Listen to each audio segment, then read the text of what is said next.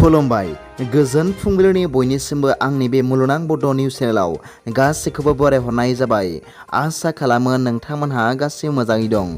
बे समाव आं नोंथांमोननि सिगाङाव फुंबिलिनि मोननैसो खौरां लाना फैलायबाय। अन्नानै भिडिअखौ स्किप खालामाजासे जोबजासिम नायलांदो। दिनैनि फुंबिलिनि मोननैसो खौरांफोरा जाबाय।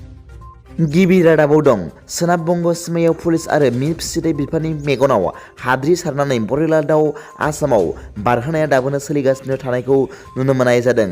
मिथिनो मोननाय बादिब्ला आयेन बेरेखा गंथाम ब्रयलार दाउजों बलेर' पिकआप गारि हमनो मोनदों सिमलतापुर पुलिसआ। आयेन बेरेखा दाउ फालांगि खालामग्रा दुथांफोरा गोदान लामा सोलायनानै गोदान आदब खायदाजों बारहोगासिनो दाउ ब्रयलारखौ। मिथिनो मोननाय बादिब्ला दाखालि थांनाय हरनि समाव गसाइगावनि सिमलतापुर पुलिसआ होसो हमनो हायो ब्रयलार दाउनि गंथाम गारि। हमजानाय बलेर' पिकआप बुंजासे दाउ ब्रयलारनि बिबांखौ गासै 5 लाख रांनि जागौमोन होनना फोरमायदों मि फिसिथाय बिफाना। आसाम सोरखारनि SOP बायदियै मि फिसिथाय बिफाना हमनो हानाय दाउ ब्रयलारखौ मैयाबो फबदों होनना मिथिनो मोननाय जादों। नैथि रादाबाव दं मैया बेलासि समाव बिटिआरनि गाहाय मावफुं सोद्रोमा मानाव गेदेर प्रमद बर' बिथाङा 27था भेन्सार कलेजफोरनि प्रिन्सिपालफोरजों सोलोंथाइ जौगानाय आरो बेनि राहानि सायाव सावरायलायदों आरो फैबाय थानाय निउ इडुकेसन पलिसिखौ इमप्लिमेन्ट खालामनायनि सायावबो सावरायदों होनना मिथिनो मोननाय जादों। लोगोसे बड'लेण्ड इउनिभार्सिटि आरो बिनि आन्दाराव गोग्लैनाय कलेजफोरजोंबो खाथि सोमोन्दो लाखिनायनि सायावबो गोनांथार महरै सावरायदों होनना मिथिनो मोननाय जादों। बे गोनांथार सावराय जथुमाखौ क'क्राझाराव खुंनाय जादोंमोन होनना मिथिनो मोननाय जादों। बे सावराय जथुमायाव बिटिसिनि बुंथिगिरि मानाव गेदेर काथिराम बर', EM मानाव गेदेर रनजित बसुमतारी, MLA मानाव गेदेर लरेन्स इस्लारि, बड'लेण्ड इउनिभार्सिटिनि भाइस चेन्सेलर लाइस्राम लारदु सिंह, बड'लेण्ड इउनिभार्सिटिनि रेजिस्ट्रार मानाव गेदेर डक्टर सुबुं बसुमतारी आरो गोबां दैदेनगिरिफोरा बाहागो लादोंमोन होनना मिथिनो मोननाय जादों।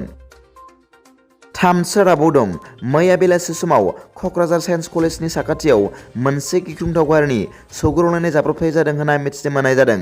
बे जाब्रबथाय जानायाव 7 सुबुंफोरा गोब्राब जखम जादों होनना मिथिनो मोननाय जादों। गोब्राब जखम जानाय सुबुंफोरनि गेजेराव 3 बर' सुबुंफोर होनना मिथिनो मोननाय जादों। बे जाब्रबथायाव गोब्राब जखम जानाय सुबुंफोरा कल्पना नार्जारी 35 बोसोर, गोमसार बसुमतारी 20 बोसोर, उत्तरा मुसाहारि 23 बोसोर बैसोनि आरो मायानाथ 37 बोसोर बैसोनि होनना मिथिनो मोननाय जादों। मख'नो गोनांदि कल्पना नार्जारी आरो मायानाथ सानै आइजोफोरा पुलिस साख्रि मावनाय आइजोफोर होनना मिथिनो मोननाय जादों। ब्रैथि रादाबाव दं दुखुनि खौरां SI जुनुमनि राबाया आरो बे बुहुमाव गैलिया।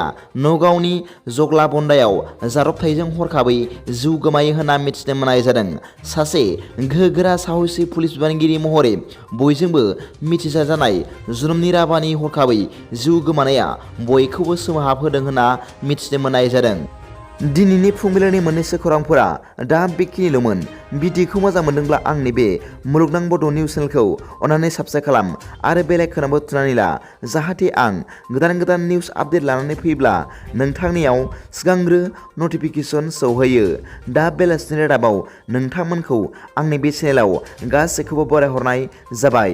गोजोन्थों, एसेनोसै। जै बर' हारिनि जै।